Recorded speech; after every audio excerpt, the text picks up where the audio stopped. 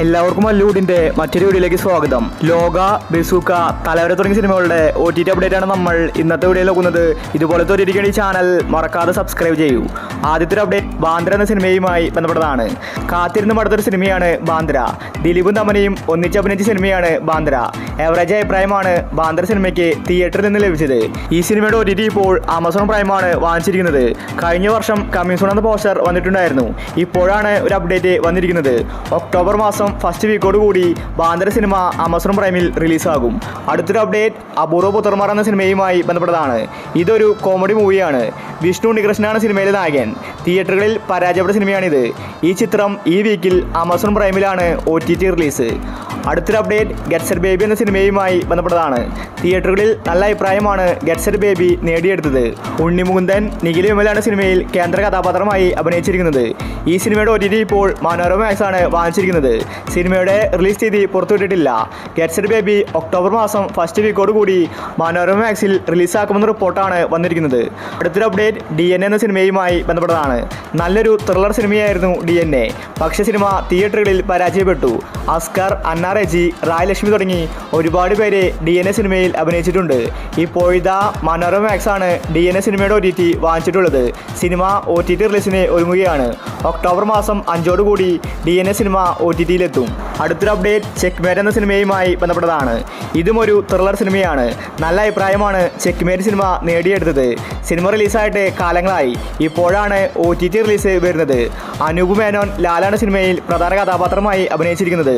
Checkmate സിനിമയുടെ OTT ഇപ്പോൾ പ്രഖ്യാപിച്ചിരിക്കുകയാണ്.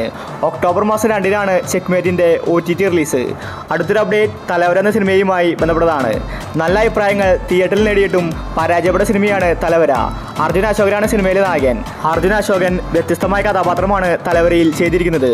ഇപ്പോഴത്തെ ഈ സിനിമയുടെ OTT ആമസോൺ പ്രൈം സ്വന്തമാക്കിയെന്ന റിപ്പോർട്ടാണ് കാണാനുള്ളത്. തിയേറ്ററുകളിൽ പരാജയപ്പെട്ടുവെങ്കിലും തലവര സിനിമയുടെ OTTക്ക് വേണ്ടി ആരാധകർ നോക്കിയിരിക്കുകയാണ്. ഒക്ടോബർ മാസം 2-ന് മുന്നേ തലവര സിനിമ ആമസോൺ പ്രൈമിൽ റിലീസാകും. അടുത്തൊരു അപ്ഡേറ്റ് ആഭ്യന്തര കുറ്റവാളി എന്ന സിനിമയുമായി ബന്ധപ്പെട്ടതാണ്. ആസിഫ് അലി നായകനായ ഒരു കോമഡി മൂവിയാണ് ആഭ്യന്തര കുറ്റവാളി. തിയേറ്ററുകളിൽ എവറേജ് അഭിപ്രായമാണ് സിനിമ നേടിയെടുത്തത്. പെട്ടെന്ന് തന്നെ വാഷൗട്ടായി. ഇപ്പോഴത്തെ ആഭ്യന്തര കുറ്റവാളി OTT റിലീസിന് ഒരുങ്ങുകയാണ്. മനോരമ മാക്സ് ആണ് സിനിമയുടെ OTT അവകാശം വാങ്ങിച്ചിട്ടുള്ളത്. ഒക്ടോബർ മാസം 5-ന് മുന്നേ ആഭ്യന്തര കുറ്റവാളി OTT റിലീസ് ചെയ്യുമെന്ന റിപ്പോർട്ടാണ് വന്നിരിക്കുന്നത്. അടുത്തൊരു അപ്ഡേറ്റ് ദി ഗെയിം എന്ന സീരീസുമായി ബന്ധപ്പെട്ടതാണ്. ശ്രദ്ധ നായക സീരീസാണ് ദി ഗെയിം. ഇതൊരു തമിഴ് സീരീസാണ്. ഒക്ടോബർ മാസം 2-ന് നെറ്റ്ഫ്ലിക്സിലാണ് ഈ സീരീസ് റിലീസാവുന്നത്. മലയാളത്തിലും ഈ സീരീസ് അന്ന് വരുന്നുണ്ട്. അടുത്തൊരു അപ്ഡേറ്റ് ജിൻ എന്ന സിനിമയുമായി ബന്ധപ്പെട്ടതാണ്. ഇതൊരു ഹൊറർ കോമഡി മൂവിയാണ്. സൗബിൻ ഷാഹിറാണ് സിനിമയിലെ നായകൻ. തിയേറ്ററുകളിൽ എവറേജ് അഭിപ്രായമാണ് ജിന്നി സിനിമ നേടിയെടുത്തത്. ഈ സിനിമ ഇറങ്ങിയിട്ട് വർഷങ്ങളായി. ഇതുവരെ OTT റിലീസ് ചെയ്തിട്ടുണ്ടായിരുന്നില്ല. ഇപ്പോഴത്തെ ആമസോൺ പ്രൈമാണ് ജിന്നി വാങ്ങിച്ചിരിക്കുന്നത്. ഒക്ടോബർ മാസം ഫസ്റ്റ് വീക്കോട് കൂടി ജിന്നി സിനിമ OTT റിലീസ് ചെയ്യും. അടുത്തൊരു അപ്ഡേറ്റ് മേനെ പ്യാർ കിയ എന്ന സിനിമയുമായി ബന്ധപ്പെട്ടതാണ്. ഓണത്തിനാണ് സിനിമ റിലീസായത്. നല്ല അഭിപ്രായമാണ് സിനിമയ്ക്ക് ലഭിച്ചത്.